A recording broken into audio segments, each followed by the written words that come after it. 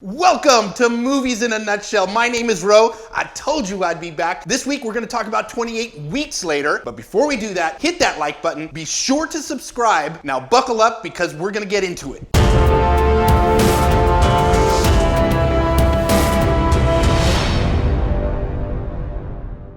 28 Weeks Later. This is the 2007 follow-up to the hit movie 28 Days Later, a masterpiece by Danny Boyle. This is a big budget follow-up, doesn't have the same kind of vibe, but it is following along the same storylines. Now we're talking about pandemic movies, we're talking about quarantine movies, and this movie epitomizes it. This is what happens when a whole country blows up and the military has to come in and control it. We're talking wide-scale control of a population. It's kind of a scary situation, and what makes it even scarier is that we can now relate to it.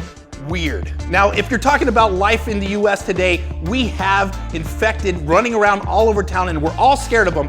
Good thing they're not running zombies craving flesh. This movie is about consequences, the consequences of your decisions and living with your decisions. Could you kill 1,000 people to save 1,000,000? If you're just looking at the data, you're gonna say, yes, I can. But could you really make that decision if you were looking a child in the eye? Now, the crazy thing about this is a cure eventually pops up in the form of antibodies. We find out that someone is immune to the disease and she becomes the most important person in the world. One of my favorite things about this film is the opening scene. Now, we'll get into the whole movie, but I want to take apart this opening scene real quick. For the George Romero fans, if you're forgiving of the running zombies, we talked about that before, you have to consider running zombies in this type of situation. This opening scene is like an homage, a tribute, if you will, to Night of the Living Dead. I loved it. It was a great way to kick it off. Like any good horror movie, consequences. I've said it before, I'm saying it again. The consequences of your decisions. It is fun to sit in the movie theater and go, no, he did it, but God damn it, yes, he did. The stakes have been raised, and this movie does a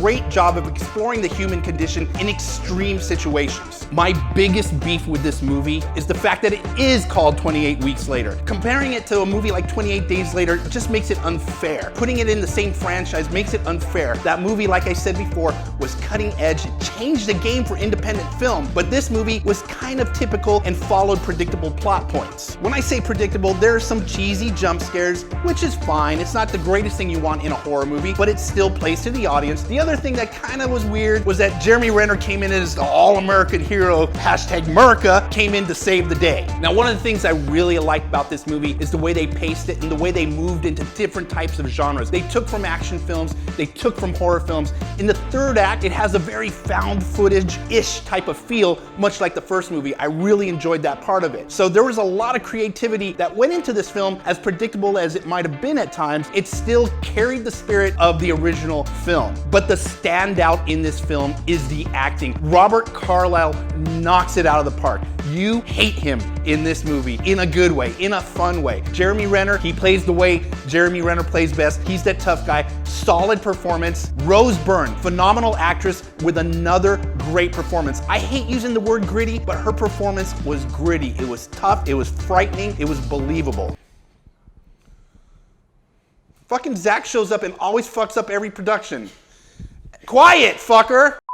Now, I'd like to apologize to Juan Carlos Fresnadillo. I capped you a little bit earlier because you're not Danny Boyle. Truth is, you're not Danny Boyle, but you delivered a great film, solid film that works from beginning to end. But the truth of the matter, as much as I enjoyed this film overall, it's not scarier, it's not better than the original. I still defer back when talking about this franchise to 28 Days Later because it was a masterpiece. Now it's time to rate the movie, so let's bring up the ratings bar. We have awesome must watch, damn fine movie, good dumb fun, watch when you're bored, and avoid at all costs. Now, I really enjoyed this movie. It had a great pace, good action sequences, it was easy to watch, and the acting was top notch. At first, I was gonna rate this good dumb fun, but I'm leaning towards damn fine movie. So let's go with that, damn fine movie. So what did you guys think of the movie? Let us know in the poll. Be sure to leave us a comment down below. Be sure to hit that like button and be sure to hit that subscribe button if you haven't already. Thank you to our sponsor, Neft Vodka, for providing all the ultra premium fun. You've been watching Movies in a Nutshell. I'm Ro. Thanks for watching. Find me on all social media at #Ro. We'll see you next week.